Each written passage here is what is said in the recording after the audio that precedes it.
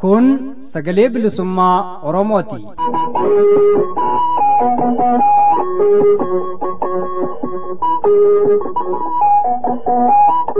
Sagaleen bilisummaa Oromoo dambalii gabaabaa meetir baandii 19 kiiloo heerzii 15,420 irratti jimaataa fi dilbata galgala sa'aatii 8 hanga sa'aatii 8 walakkaatti afaan Oromootiin roobii ammoo galgala sa'aatii 8 hanga sa'aatii 9tti afaan Oromoo fi qophiilee dabarsuu amma jalqaba. Kun sagalee bilisummaa Oromooti.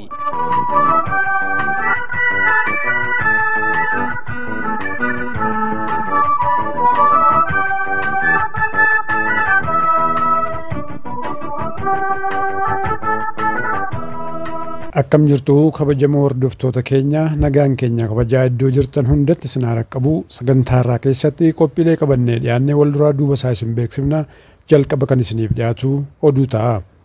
Du'aan boqotuu obbo Urgeessaa Waaqkennee ilaalchisuun adda bilisummaa Oromoo ijoo dubbii baasee jira.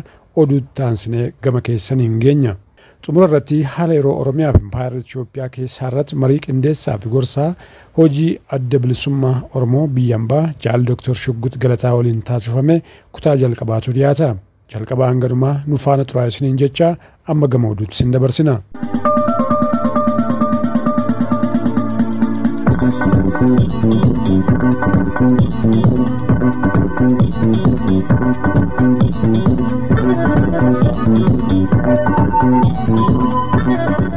Akkam jirtan dhaggeeffattoota keenya oduu yeroo kanaa qabnu sin dhageechisna. Oduu yeroo kanaa kan isin dhageechisu an Shumburaa Odaati. Diigumsa maskiidaan wal qabatee guyyaa har'aas musliimonni Finfinnee dabalatee bakkoota adda addaatti hiriira ba'uun mormii isaanii dhageechisuun hubatame. Finfinnee maskiida Anwaaritti hawaasni musliimaa salaata Jumaaf yaa'e xumura irratti diigamuu maskiidaa mormuun sagalee mormii dhageessisaniiru. Finfinneen alattis hiriirri fakkaatan gaggeeffamuun dhagameera. Hidhattoonni mootummaa uummata irratti tarkaanfii humnaa fudhachuu fi miidhaa dhaqqabsiisuunis gabaafameera. Torban jimaata har'aas hiriirri fakkaatan gaggeeffamuu fi hiriira Finfinnee irratti namoonni 2 ajjeefamuun gabaafameera. Godina Arsii Ona Doddotaa magaalaa Muddeetti waraana bilisummaa Oromootti deeggartan jechuun dararaa cimaan mootummaa PPtiin uummata irratti adeemsifamuu jiraattonni himan. Humnoonni mootummaa uummanni waraana bilisummaa Oromoof da'oo ta'e jechuun manneen hedduu gubuu fi namoota nagaa irratti subaatii geessisuu maddeen ibsaniiru. Humnoonni mootummaa dubartii gudeeduu qabeenya saamuu fi manneenis gubaa jiraachuu jiraattonni dubbatan. Hanga oduun kun qindaa'etti namoonni nagaa 11 ajjeefamuu fi kanneen 50 ol ta'an ammoo hidhamuutu ibsame. Kana malees manneen 28 ol gubachuu maddeen himanii jiru. Saamicha hawaasa nagaa reebuu fi gochaan garagaraa uummata irratti raawwatamaa jiraachuus dubbatanii jiru. Sababa kanaatiin abbootiin warraa 3,000 ol qe'ee fi qabeenya isaanii irraa buqqa'uu maddeen adda addaas gabaasanii jiru. Qabeenya garagaraa namoonni lubbuu ofiitiif sodaatanii biraa dheessan waraanni mootummaa fudhachuun konkolaatatti fe'anii fudhachuunis dhagameera. Waraanni mootummaa Ona Doddotaatti iddoo waraana bilisummaa Oromooti jechuun hawaasa nagaa jeeqaa ture gara Ona Muneessaattis akka ce'e maddeen achii gabaasaniiru.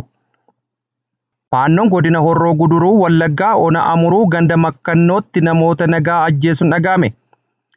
Akka maddeen ibsanitti humni finxaaleeyyii Amaaraa faannoo hogganamu guyyaa kaleessaa waxabajjii 2023 galgala godina Horroo Guduruu Ona Amuruu ganda Makkannootti namoota nagaa ajjeesuun hedduu madeessan. Akka maddeen naannichaa jedhanitti humni badii kunneen gammoojjii naannichaa da'oo godhachuudhaan yeroo irraa gara yerootti uummata nagaa ajjeesuu fi qabeenya uummataa saamee fudhachaa jira. Qaamni mootummaa nageenya biyyattii tiksa jedhamus namoota yakka uummataa irratti hojjetanii fi qabeenya uummataa saamanii fudhatan osuma arguu callisan qarshii irraa fudhatee isaan dabarsaa akka jiranis jiraattonni naannichaa himaniiru. Namoota ajjeefaman maqaa isaanii Obbo Guddinaa Gurraachoo, Obbo Soorii Jukkaar haadha manaa isaa wajjin kan ajjeefamanii fi Obbo Taakkalaa Fufaa haadha manaa isaanii wajjin kan ajjeefamanidha. Humnoonni finxaaleeyyii Amaaraa yeroo ammaa kanas bakkoota adda addaa naannawwan daangaa irratti ajjeechaa fi saamicha guyyaa irraa gara guyyaatti raawwachaa jiraachuun beekameera. Liigalteen lola dhaabiinsa sadaasa darbe irra ga'amus fixiinsi sanyii ammaayyuu dhalattoota Tigraay kanneen dhiyaa Tigraay jiran irratti raawwatamuun itti fufee jiraachuudha dhaabbanni mirga namaa Human Rights Watch beeksisee jira.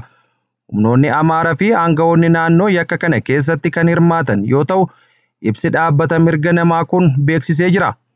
Aangawoonni naannoo fi humnoonni Amaaraa erga walii galteen lola dhaabuu sadaasa 2 bara 2022 irra ga'ame qabee naannoo kaaba Tigraay keessatti akka duula fixiinsa sanyiitti dhalattoota Tigraay humnaan qe'ee isaanii irraa buqqisuu itti fufaniiru jechuudhaan dhaabbanni mirga namoomaa kun ibsa baaseen beeksisee jira. Mootummaan Itoophiyaa ajajaawwan waraanaa fi aangawoota kanneen dhiyaa Tigraay keessatti dhiittaa mirga namaa hamaa raawwatan irratti qorannaa akka gaggeessu, hojii irraa akka rarraasuu fi sirnaan himannaa irratti dhiyeessuu qaba jedha ibsichi kun. Erga sadaasa bara 2020 Tigraay keessatti waldhabdeen ka'ee as humnoonni eegumsaa Amaaraa fi aangawoonni naannoo uummata Tigraay lixaa irratti fixiinsa raawwachaa jiru. Qorannoon Human Rights Watch dhiyeenya kana kan bahe akka agarsiisutti aangawoonni 2 Koloneel Dammaqaa Zawduu fi Balaayii Ayyaaloo kanneen kanaan dura miidhaa qabe irratti hirmaatan yoo ta'u, lammiilee Tigraay akka dararan, hidhaa fi humnaan biyya ari'uu keessatti hirmaachuu itti fufaniiru jedha ibsi kun. Liigalteen lola dhaabiinsa kaaba Itoophiyaa fi fixiinsa lammiilee Tigraay lixa Tigraay irratti raawwatamaa jiru xumura hin arganne jechuudha Human Rights itti aantuun Daayireektara Afrikaa Laatish Badar dubbataniiru. Mootummaan Itoophiyaa miidhaa raawwatameef dhugumatti yoo haqa mirkaneessa ta'e qorannoo walabaa gaggeessuudhaan gocha hammeenya lixa Tigraay keessatti raawwatamaa jiru mormuu qofa dhiisee aangawoonni fi ajajoota waraanaa miidhaa geessisan akka itti gaafataman gochuus qaba jedhe dhaabbatichi. Biyyoota 22 keessatti wabiin nyaataa hanqatee daraan akka hammaataa deemu tokkummaan mootummootaa akeekkachiise. Dhabamuun wabii nyaataa cimaan naannolee beela'an 18 biyyoota 22 of keessaa qaban keessatti guddinaa fi ciminaan dabaluu akka danda'u gabaasni akeekkachiisa duraa haaraan tokkummaa mootummootaa baase hubachiise. Gabaasni mata duree iddoowwan ijoo beelaaf saaxilamuu jechuun akeekkachiisa dursaa kan hanqinni wabii nyaataa jaarmiyoonni tokkummaa mootummootaa lamaan jechuun jaarmiyaan nyaataa fi qonnaa akkasumas sagantaa nyaataa addunyaa gidduu kana baasan. Kanaaf jecha bakkeewwan beelli cimaan hammaatuuf carraa guddaa qabutti lubbuu fi jireenya baraaruuf akkasumas beela fi du'a ittisuuf tarkaanfiin gargaarsa namoomaa hatattamaan akka fudhatamu gaafatee jira. Kunis baatii waxabajjii kaasee hanga sadaasa bara 2023 akka ta'u ibsamee jira. Burkinaa Faasoo, Heeyitii, Maalii fi Suudaan, Afgaanistaan, Naajeeriyaa, Somaaliyaa, Suudaan Kibbaa fi Yemen sadarkaa akeekkachiisa olaanootti ol guddataniiru. Riippaabilikni Afrikaa Waltaa, Riippaabilikni Dimokiraatawaa Koongoo, Itoophiyaa, Keeniyaa, Paakistaan, Riippaabilika Arabiyaa, Siiriyaa bakkeewwan yaaddoo baay'ee olaanoo kan ta'an yoo ta'u, akeekkachiisni kun gara Miyaanmaarittis babal'ateera. Qabsoo bilisummaa Oromoo keessatti qooda hin dagatamne kennaa kan turan obbo Urgeessaa Waaqennee Dabaloo du'aan addunyaa kana irraa boqotan. Obbo Urgeessaa Waaqennee Dabaloo abbaa isaanii obbo Waaqennee Dabaloo fi haadha isaanii aadde Iftuu Furii irraa eebla 5/1933 godina Giddugala Oromiyaa Shaggar Ona Guraagee yeroo sanaa kan taate Caabor bakka Xaxar jedhamutti dhalatan. Akka lakkoofsa Itoophiyaatti bara 1958 gaa'ela godhatanii ijoollee 9 kan horatan yoo ta'u, ijoollee biroos dabalanii nama guddisaa turanidha. Gara Finfinnee erga dhufanii sirnoota 3 bara Haayile Sillaasee, Dargii fi bara EPRDF keessa waajjiroota mootummaa fi dhaabbilee adda addaa ofiin hundeessuu fi gaggeessuun sadarkaa itti gaafatamummaa adda addaatti uummata isaanii tajaajilaa akka turanis seenaa jireenya isaanii irraa hubatamuun danda'ameera. Du'aan boqachuu obbo Urgeessaa Waaqennee ilaalchisuun ijoon dubbii adda bilisummaa Oromoo oduutti aansuudhaan isiniif dhiyeessina. Gaan kabajamtoota dhaggeeffattoota fi daawwattoota keenya oduu raadiyoo sagalee bilisummaa Oromoo har'aaf qabannee dhiyaannee asirratti raawwannee jirra. Qophiilee keenya biroo hafan waliin turtii gaarii isiniin jenna.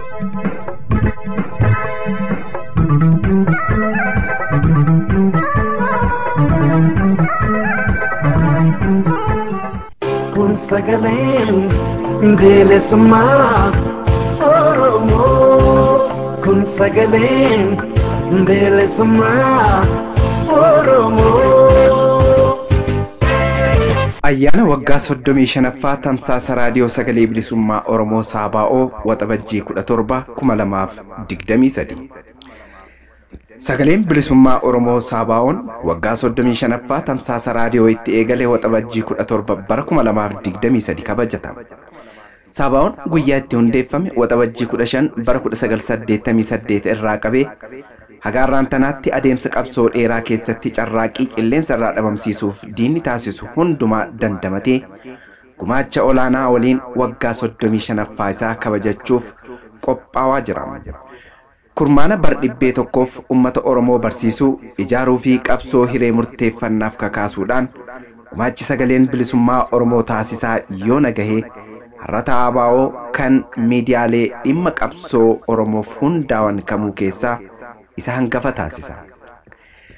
Ayyaana waggaa 35ffaa guyyaa hundeeffama Saabaa'oo kana ummata keenya Oromiyaaf addunyaa mara irratti argamu waliin yeroo kabajannu gammachuu guddaatu nutti dhagahama.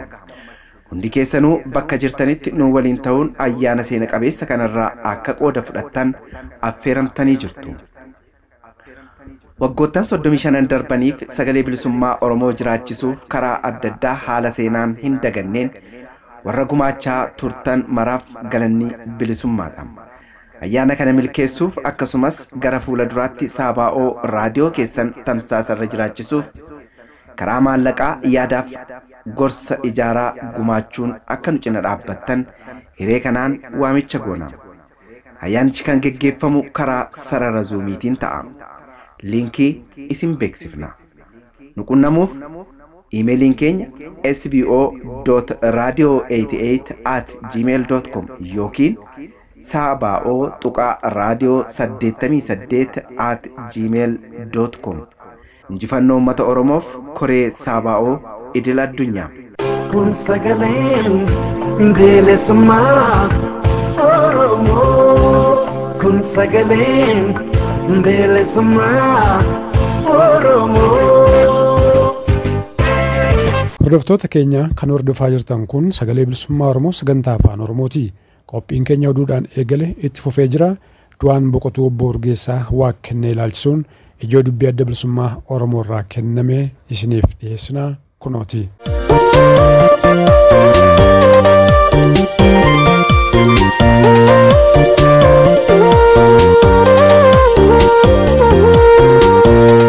Du'aan boqotuu obbo Urgeessaa Waaqennee dabaloo ilaalchisee ijoo dubbii ABO waxabajjii 2023. Qabsoo bilisummaa Oromoo keessatti qooda hin dagatamne kennaa kan turan nama guddaa obbo Urgeessaa Waaqennee dabaloo du'aan addunyaa kanarraa boqotuu isaanii oggaa dhageenye gadda guddaatu nutti dhagahame. Obbo Urgeessaa Waaqennee dabaloo abbaa isaanii obbo Waaqennee dabaloo fi haadha isaanii aadde Iftuu Furiirraa eebila 5/1933tti giddugala Oromiyaa Shaggar ona Guraagee yeroo sana kan taate Caboor bakka Xaxar jedhamutti dhalatan. Abbaan isaanii fedhii ijoollee isaanii barsiifachuuf qaban irraa jalqaba ganda Keelloo jedhamutti kan argamtu mana barumsa Qeesii Bataskaana Maariyaamitti kan baratan oggaa ta'u boodarra gara Tullu Boolloo deemanii ganda firaa taa'uun barnoota idilee haga kutaa 4tti baratan. Achiin booda ammoo gara magaalaa Finfinnee dhufuun deeggarsa obbo Ambaayee Beenyaatiin barnoota isaanii sadarkaa 2ffaa baratan. Barnootattis jaboo akka turan seenaan isaanii ni hima.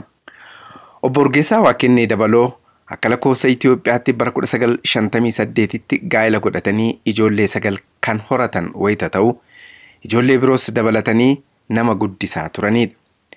Gara Finfinnee erga dhufanii sirnoota 3 jechuun bara Haayila Sillaasee, Dargiif EPRDF keessa waajjiroota mootummaa fi dhaabbilee adda addaa ofiin hundeessuu fi geggeessuun sadarkaa itti gaafatamummaa adda addaatti tajaajilaa turan.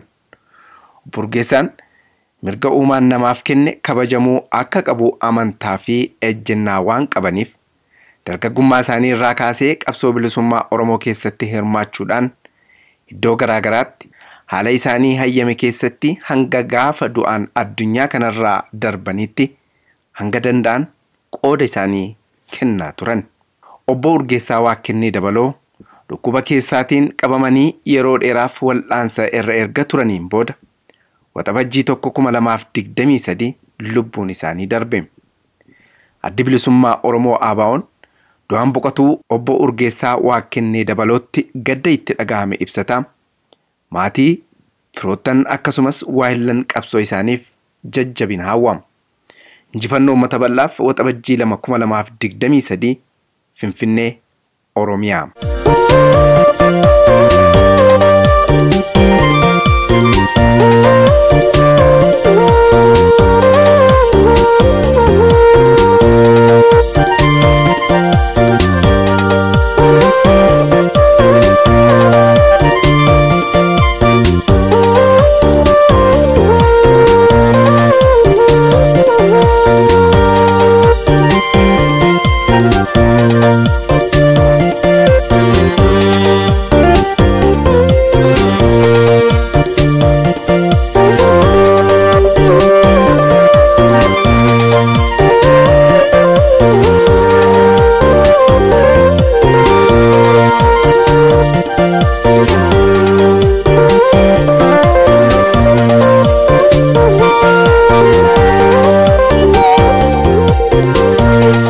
Dhaggeeffattoota keenya amma qophii keenya xumuraarra geenye jirra. Marii Jaal Dr. Shuggut Galataa waliin godhame ta'a itti dhiyaadha.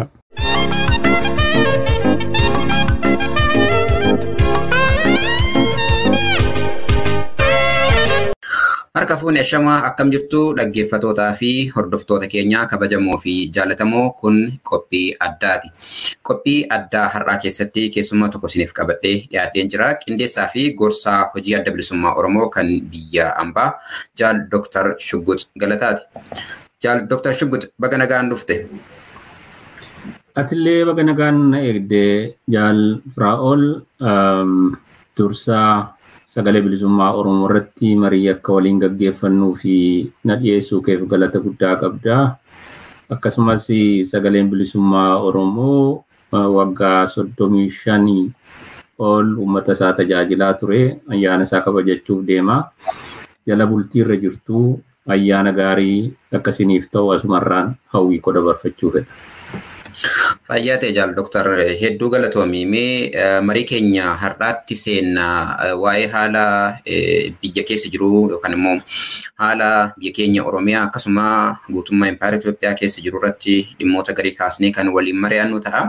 Mee sana dura garuu jidduu kana haalli hoogganoonni fi qondaalonni adda bilisummaa Oromoo sirna bilisiginnaatiin mana hidhaa keessa jiranii akkaan jabaa ta'uu yookaan akkaan ulfaataa ta'utu gabaafamaa jira. Keessumaa miseensi Shanee Gumii sabaa adda bilisummaa Oromoo Jaal Mikaa'el Booran haalli fayyaasaa akkaan hammaatee jira akka jedhu gabaasni bahee jira. Akkasuma kan Jaal Kennasaatis ni beekama. Haala akkaan ulfaataa keessa akka jiru dhibeen isaa. Mee waliigalatti haalli jaallan keenya keessa jiran akkasuma haalli hidhamtoota siyaasaa Oromoo kan miseensotaaf deeggartoota dhaabaa ta'an maal keessa jira? Haala biyyattii fi impaayaratti immoo itti aansatiin nuuf hima. Kanaan haa eegallu. Waliigala haala hoogganoota adda bilisummaa Oromoo yoo ilaalle barsadii dabarsan kana keessatti hidhaa bakkarraa bakkatti jijjiiruu haala tajaajilaa namaaf ta'uun isarra jiru dhorkuun mirga namni hidhamee jiru tokko isaaniif dhorkuurraan kan ka'e yeroorraa yerootti gidiraan ammana hin jedhamne isaanirra gahaa ture ammallee gahaa jira. Sababa kanaan bakkarraa bakkatti waan jijjiiramaniif haala qilleensa addaa keessa waan seenaniif tajaajila gahaa waan hin qabaanneef tajaajila fayyaaf akka nama seeraan hidhamee jiru tokkotti mootummichi waan isaaniif hin gooneef daran fira wajjiniin jaarmiyaa wajjiniin wal arguun isaanii hireensaa dhiphaa waan ta'eef jaallan yeroorraa yerootti dhukkubni adda addaa isaan qisaasaa jira. Ammallee Jaal Kennasaan Jaal Mikaa'el warri kaanis taanaan dhukkuba hamaadhaan gidira hamaa keessa jiru kanumaayyuu dhaabni illee yeroo takka aksasii ittiin qabu gargaaruuf illee hin danda'u jechuun danda'ama. Dhugaatu hidhamee jira, dhugaatu dhokatee jira. Waan hoogganoota kanaa waan hedduu nama ajaa'ibu nama raaju biyya sana keessattiif addunyaa kanarratti taha jedhamee waan hin herreegamnedha. Mootummaan kun isaan irra geessaa jira. Karaa gara biraa walgahii waliigala Empire Itoophiyaa yeroo ammaa kana keessa jeequmsa keessadha jirti. Akkuma miidiyaa adda addaa irraas arginu haaluma qabatamaadhaan akka hubatamuu danda'utti guutummaa Oromiyaa keessatti waraanatu gaggeeffamaa jira. Kanarra darbee nagaaf tasgabbiin karaa kaabaa dhufe jedhamee abdatame inni kun Oromiyaa keessattis ta'e bakkootii dhibdeen jiranitti hiika argatee biyyi nagaa argata tasgabbii argata jedhamee kan herregame mul'ataa hin jiru. Daran bobbaa waraanaa hamaa humna qilleessaa dabalatee humna makanaayizidii dabalateetti lafa Oromiyaa irratti gaggeeffamaa jira. Inni kun uummata keenya waliigala qisaasaa jira. Siyaasni impaayirichaas akkasuma goolamaa jira. Paartiin biyya bulchu warra saa'iboota isaa jedhee waliin aangoo hirmaatee qooddatee waliin bulchaa jiru wajjiniin keessaa caccabaa nakka Izeemaafaa kuni utubaa mootummichaa ture har'a ofiisaayyuu qoqqoodamaa jira. Inni kun biyyittiin gara isheenitti deemtu hedduu haala nama yaaddessu keessa jira jechuudha. Fayyaa ta'e jaal Dr. Shuggut hedduu galatoomi. Akkuma amma irraa atuu kaaste haalli biyyattii tana keessa jiru jechuun impaayiritii keessa jiru haala jeequmsa fuula hedduu qabudha. Rakkoon fuula hedduun mormiin kallattii adda addaatiin ka'aa jira. Kana keessa dhimmi falamsiisaa hedduu kanneen ka'an keessaa tokko waa'ee jidduu darbe kan ifa ta'e waa'ee fooyyeessa yookaan wayyeessuu heera biyyattii ka jedhudha. Heera biyyattii wayyeessina ka jedhuun wanni dhimmi ka'aa jiru kan mariin qorannoon taasifamee mariin gaggeeffamuuf deema ka jedhu irratti waa hedduutu ka'aa jira. Ummatoota biyyattii akkasuma jaarmeelee siyaasaa adda bilisummaa Oromoo dabalatee jaarmeelee siyaasaa biyyattii keessa jiran adda addaarraa immoo akkasuma mormiif dura dhaabbannoon ka'aa jira. Waa'ee fooyyessa heeraa biyyattii keessatti karaa Inistituutii Qo'annoo Imaammataa Itoophiyaatiin gaggeeffamee ifa bahee jedhamee kanarratti waan nuun jettan qabdu. Waan fooyyessa heeraa kana ilaalchisee waan qabxii babal'aa hedduu kakaasuu ni danda'ama. Tokkoffaa mootummaan ce'umsaa hin barbaachisu jedhee kafalmaa ture fi kan akkasiin itti fufuu nan ceesisanii jedhee kan qabate mootummaa kana paartii badhaadhinaa kanatu mootummaan ce'umsaan barbaachisu hundeen nuti ittiin gara fuula duraa waliin hojjennu heera kanadha jedheeti 2018tti seene ammas bakkootii garaagariitti hundee godhatee kan inni ittiin hojjetu kan inni ittiin falmatu fakkeenyaaf lola kaabaa warra TPLF wajjiniin yeroo haasa'e hundee ka fudhatee heera kana kabajuuf kabachiisu isa jedhudha. Kan waraana bilisummaa Oromoo wajjiniin jedheera diteel waan irraa beeknu hin qabnu garuu hundeen aangoo koo heera kanadha jedhee jira. Heera kanadha jedheetti amanee heera kana gaggeessa argate heerri kun akkaataatti fooyya'uuf akkaataatti jijjiiramu heera sana keessa taa'ee jira jechuudha. Amma kan inni ittiin deemaa jiru waan nama dhibu isa ofiisaa itti amanu deebi'ee ofiisaa faallessa. Heera sana keessatti akkaataan itti fooyya'u akka amma poolisii Study Institute yookiin immoo qormaata imaammataa Instituutii qormaata imaammataarraa kan qaamni tokko as maddisiisu ta'uun irra hin turre boqonnaa 400 keessatti natti fakkaata kaawwata 400 keessatti natti fakkaata kan taa'ee jiru akkaataatti heerri fooyya'uu ni qaba. Heerichi sun fooyya'ee jiruurra ooluun isarra jiru. Kan lafa taa'eeru sana kan hordofee jiru miti jecha. Ergee isarraa jal'atee Policy Study Institute'n kan inni dhiyeesse immoo waan har'a polarized ta'ee gamaa gamana nama dhaabee jiru ilaalchiseeti gara duubaatti kan deebisu hawwu fakkaata. Ijoo ka ta'an waa'ee sabaaf sablammii waa'een aangoon biyya sanaa eenyurraa madda isa jedhu ilaalchisee kan irratti fookasii godhe. Kan mirga sabaaf sablammii mirga waloo irratti fookasii godhe waan kontroversii qabu waan magaalaa Finfinnee ilaalee kan isarratti xiyyeeffate inni kun waan leellistoonni sirna Haile Sillaasee sirna Minilik yookiin sirna Unitary Itoophiyaa isa jedhu waan godhanii sanaaf kan akeekkate fakkaata. Kanaaf faallaa seenaati gara hamaatti biyyittii waan oofudha kan kana nama jechisiisu heerri 1995 raggaheessuun qabsoo sabaaf sablammootaa bara dheeraarraan kan dhufedha. Jalqabaaf nuti sabaaf sablammiin biyya Itoophiyaa keessaa jedhanii kan heera akka kanaatti lafa kaawwatanii sana dura ka jiru heerri tokko kan inni seensa isaarrattidha waa hedduu kan inni of keessaa ibsu. Heerri bara Haile Sillaasee anatu heera siniif kennee jedha uummata Itoophiyaa. Heera kana siniif kennuuf labsee jedhan 1931. Heerri 1987 kan dargiin baase heera sana inni handhuura godhate hojjetoota Itoophiyaa Workers Peoples of Ethiopia jedha. Isaaniin handhuura godhateeti baase.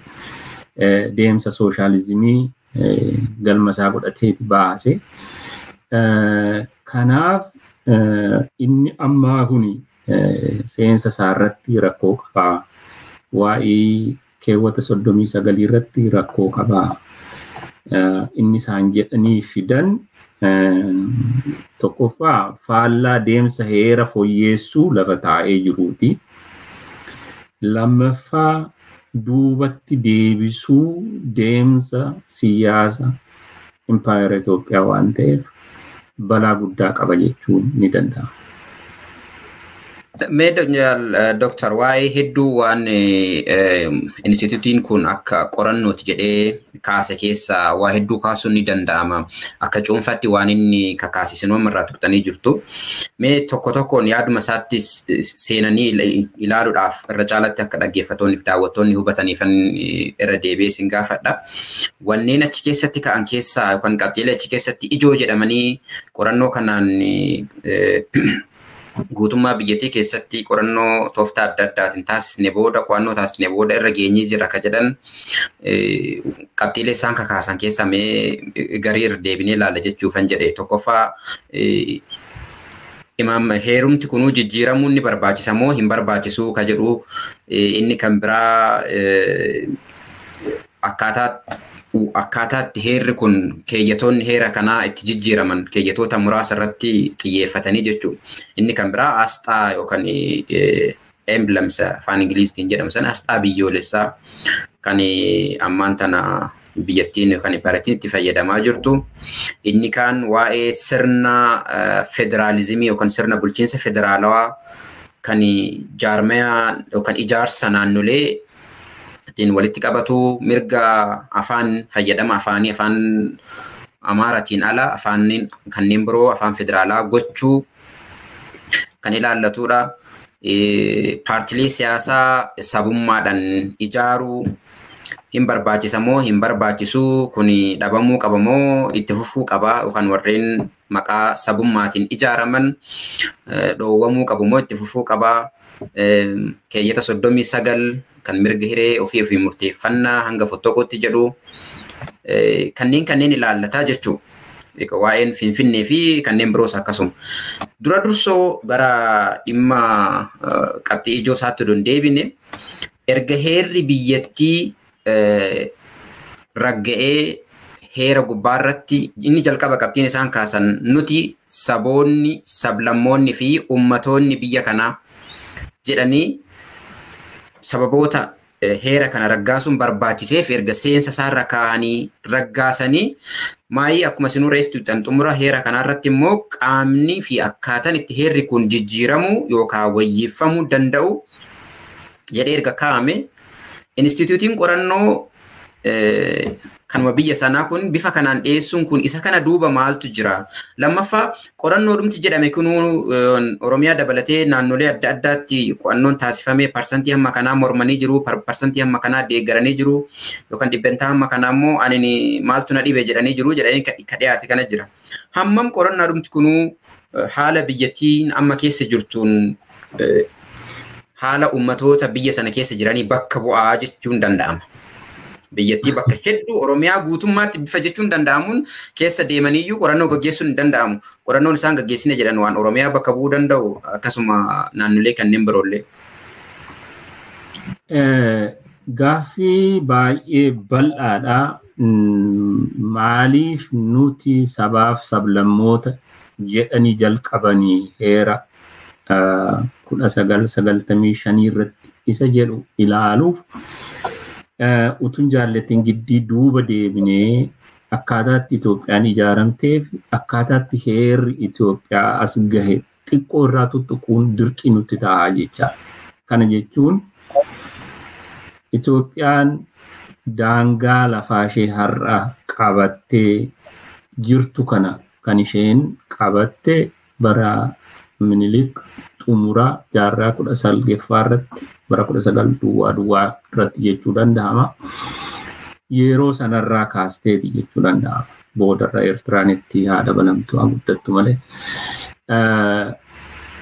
Yeroo kanarratti biyyi Itoophiyaa jedhamu kun inni gara kibba dhihaa, kibba bahaa namoota 33 fi hiramani. Kutaalee biyyaa yookiin oona awraajjaanni jedhamu kun hin turre yeroo san namaaf hirani. Minilik namatti qoodani. Kan fitaraarotaa fi raas dajjaazmaachota kana 33tiin hirami jecha. Inni kun yeroo Haayilii Sillaaseen aangoo qabatu biyya tahee jiru kun biyyi namootaan moggaafamanii bulchani kun bifa heeraan biyya jiraachisuun legitimacy Haayile Sillaasee akkanni ol kaasuuf jecha heerri jalqabaa inni barreeffamaan seenaa biyya sanaa keessatti lafa taa'e 1931 jecha. 1931 heerri kun eessaa maddeessa jedhutti nu geessamas.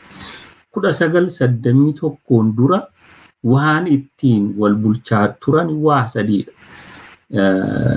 Siraata mangist, kibra nigist, fitaa nigist. Isaan kun uummatootii gara kibbaa jiran uummatootii Minilik cabsee uf jalatti fide wajjin waliin beekanii waanti sirni waaniin kun sadan inni siraata mangist inni jedhamu akkaataa itti moototni aangoo walirraa dabarsan.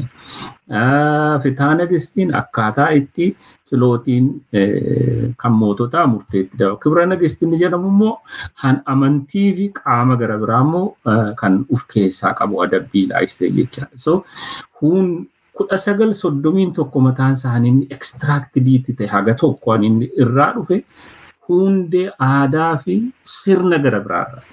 Sirna gadaarraa miti yookiin sirna itti warri Somaalee wal bulchaa turan kan baatiin itti wal bulchaa ture yookiin waa tokkorra of keessaa hin qabu noorzii irraati itti dhufee jecha. So isa kanarratti hundaa'eeti Haayile Sillaaseen kutaalee isa dur maqaa namaan moggaasamee ture isa Dajjaazmaachiif jedhame maaluuf jedhamee ture kana gara kutaa afurii kanatti dhufee awraajjotatti dhufee warra daasa jedhamu sanatti diriiree jecha maqaanis akkasumatti moggaafame heerri suni kan inni jedhu Haayile Sillaaseetu namni waaqayyootu Haayile Sillaasee Itoophiyaaf kenne Haayile Sillaaseen immoo heera kana uummata kanaaf kenne akkasiitiin kan heera sana keessatti taa'ee jiru han aangoo Haayile Sillaasee gadi utubuu malee waa'ee dhimma uummataa dhimma sabaaf sablammootaa hin turre. Inni immoo irraa ekstiraaktii ta'es hawwarra kaaba hawwarra yeroo sana Abisiiniyaa jedhamu malee takkaadhuma inklusiivii miti isa kibbisa uummata cabee harka Minilik jala galeedhaaf waa tokkoyyuu aadaa isaas miti waa inni keessaa of keessaa qabu tokkollee hin jiru jecha. Inni kuni League of Nations jechaaf immoo wanti xixiqqaa itti dabalamee jira yeroo sana Itoophiyaa League of Nations galuun waan ishee irra tureef sirna achi keessatti ta'u internationally kabajuun waan ishee irra tureef haqdi tokko itti dabalame artiiklii garaagarii jechaadha. 1955 inni kuni fooyya'e ufiisaati ufooyyeesse heera mootummaan Haayile Sillaasee maaliif ufooyyeesse tokko biyyootiin Afrikaa garaagarii bilisummaa argachuu jalqabanii isa kana keessatti waa'een dimokiraasii dhufuu jalqabee isa kana akkomodeetii gochuu lammaffaa hunda caalaa Haayile Sillaaseen akka inni fooyya'u heera kana goosisee Eritiriyaatu federeetidii taatee Itoophiyaa. Eritiriyaan immoo bara dheeraadhaaf Xaaliyaanii jala bulteetti sana boodas British jala bulteetti isaan rifleekshiniin isheen qabdu heerri sirni isheen ittiin wal bushitu isa kanarraa adda waan ta'eef isa kana akkomodeetii gochuudhaaf heerri Itoophiyaa jijjiiramuutu isarra ture. Fedhii uummataaf tun taane akkomodeeshiniidhaaf diidarra. Isa kanaan deemaadha Haayile Sillaaseen kufaatiirra gahe jechaadha. Yeroo Haayile Sillaaseen completely jijjiirama taheeti 1974 hanga 1986 yookiin 87 heeran qabdu ture Itoophiyaan heera biyyaa jette. Haayile Sillaasee sanas mixan isheen qabdu ofii ishees taasise heeran baafanne garuu dargiin aangoo isaarraa gara aangoo humnaarraa gara siviil uffakkeessuudha 1987 heera tumee jechaadha. Heera isaa kana utuu hin tumin dura kan isa ammaa kana wajjin wal fakkaatu 1983 Itoophiyaa ብሔረሰቦች ጥናት ኢንስቲትዩት uume. የኢትዮጵያ ብሔረሰቦች ጥናት ኢንስቲትዩት kanatu qormaata godhe heeraaf heera Itoophiyaadha. Maaliif Itoophiyaa ብሔረሰቦች ጥናት ኢንስቲትዩት uume yoo jenne gaaffiin jalqaba warraaqsaa sanarratti ka ture warraaqsaa Haayile Sillaaseen kuffiiseen ka ture dhiibbaa cunqursaa sabaa fi cunqursaa gitaa isa jedhutu daayaloogii ture qabsaa'ota jidduu ብሔራዊ ጭቆናና የመደብ ጭቆና ሰየደም አፋን አማራት ኢንኩን ወሪ ብይ ኢትዮጵያ ኬሳ ጭንቁርሳን ሰባጅራ ሃን ጊታ ዱዋም ክላስ ዱዋም ኡመን ብየ ኬስ ከነ ኬሳ ሳምነ ሰባፍ ሰብለሚን ብየ ከነ ኬሳ ወልቂጣ ኢላላሜ ሚት ከኒን ይጅሩ ወሪ ጀአን sadarkaa falmii siyaasaa irraa ba'anii qabsoo hidhannootti galan jecha warra akka TPLF adda bilisummaa Oromoo warra Ogaadeen warri kana fakkaata. Dargiin kana deebisuutu isarra ture. Kanaaf deebii kennuutu isarra tureyyuu fi heera isaa 1987 keessatti waa'ee sabaaf sablammoota biyya Itoophiyaa keessa baay'inaan jiranii acknowledge gochuutti ka'e utuu hin jaallatiin biyyi Itoophiyaa biyya sabaaf sablammiidha biyya seenaadhaan wal faana jiraannedha ammoo walqixxee guddinaanis walqixxee miti isa kan immoo walqixa akka guddatu godha heerri keenya gara fuula dura ka jedhu waan garaagarii kaasa artiklii sadeeffaa jirattaa ta'u lammeeffaa bal'inaan kaa'ee jira. Seensa isaarratti immoo tokkummaan sabaaf sablammoota hiree ofii murteeffannaadhaan kabajama jedheeti kaa'e. inni practical gochuu gadi buhee biyya Itoophiyaa kana keessatti regional autonomy kan isaaniin autonomous ta'uun kan isaaniirra jiru jedheeti 5 kaa'e Eritrea, Tigray, Dredawa, Asab isaan kan akkasaan autonomous ta'anii haa ta'uuti biyyoo bakkooti warra kaan bakka meeqatti baay'isee hire jechaadha. So inni kunuu hambisuu hin dandeenye deemsi amma kana garuu isuma kanayyuu moggaasee lafa kaa'e malee dimokiraatawaa ta'ee warri regional autonomous ta'anii kun Asab akka sabummaa isaatti uf bulchuu hin dandeenye. Dredawaan akkasii, Ogaadenis akkasii, warri Eertiraas akkasii, Tigraayis uf bulchuu hin dandeenye. Inni kun haninni jalqabaaf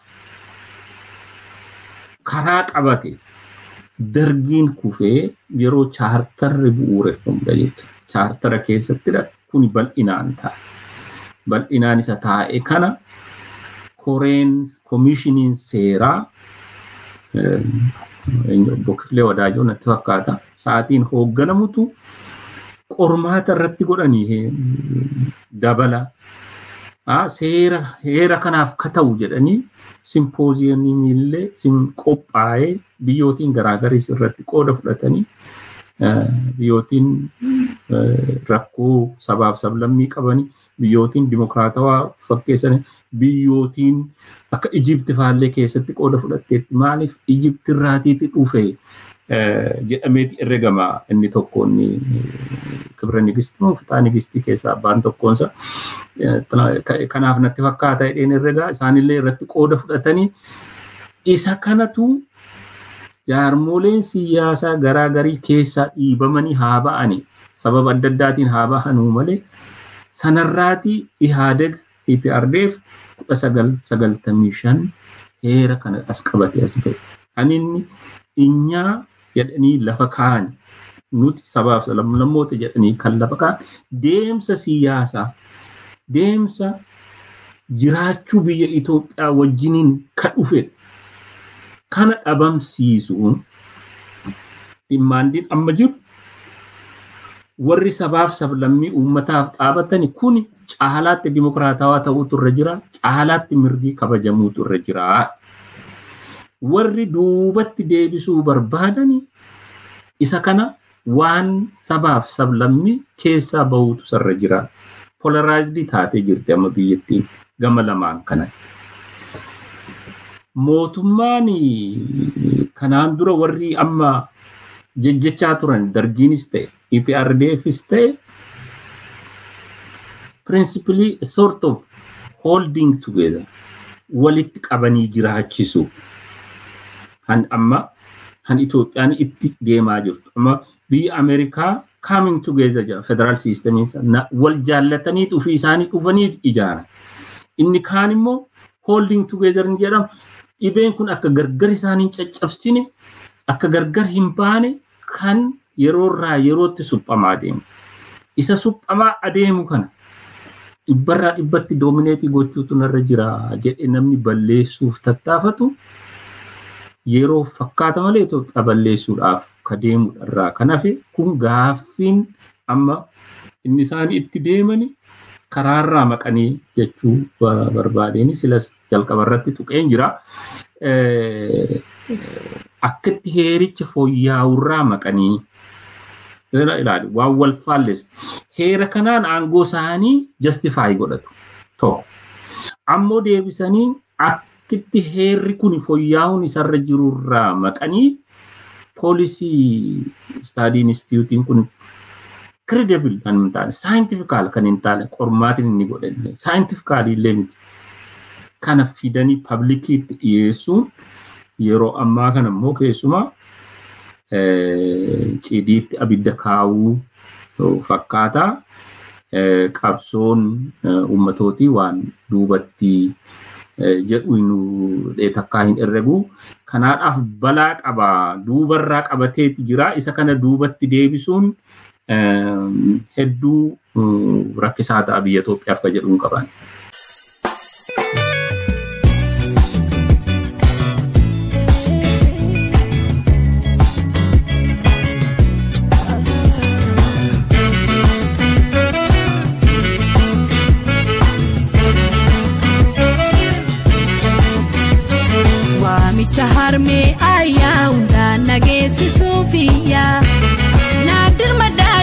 almandiya haguma chunamu andandaya lubu warega kenne atitiya wamicha harme aya unda nagesi sufiya nadir madanjati almandiya haguma chunamu andandaya lubu warega kenne atitiya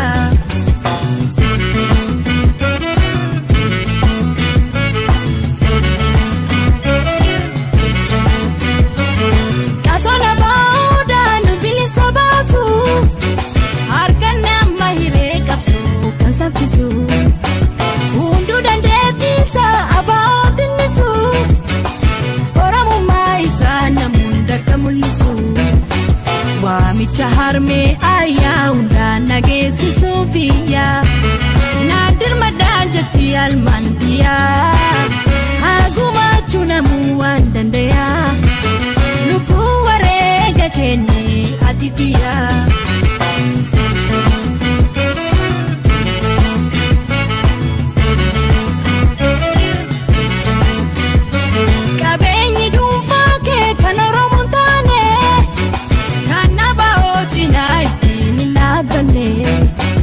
Jira bilisu maaf namni gumachine warega lubuda kanu finkennine wamicha harme aya unda nagesi sufiya nadir madanjati almandiya haguma chunamu andandaya lubu warega kenne atitiya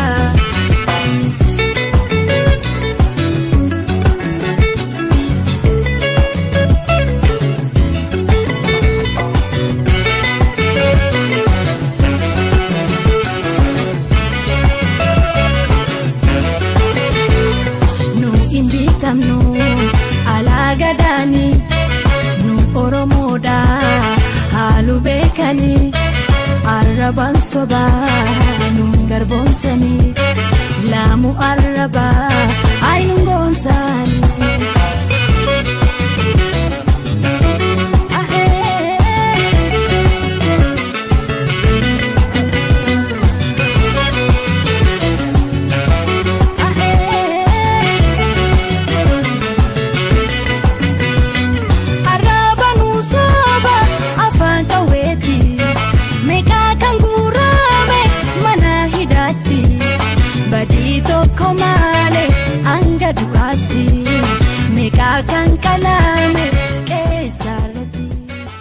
kabajamtoota hordoftoota keenya sagantaan keenya irraa qabannee dhiyaannee asuma irratti obbee jira nu wajjin turtanii sagantaa keenya hordofuu keessaniifis galanni keessan bilisummaa ta'uu jenna sagantaa dilbata dhufuun hanga walitti deemnutti nagaa fayyaa keessanuuf tura injifannoo uummata Oromoof.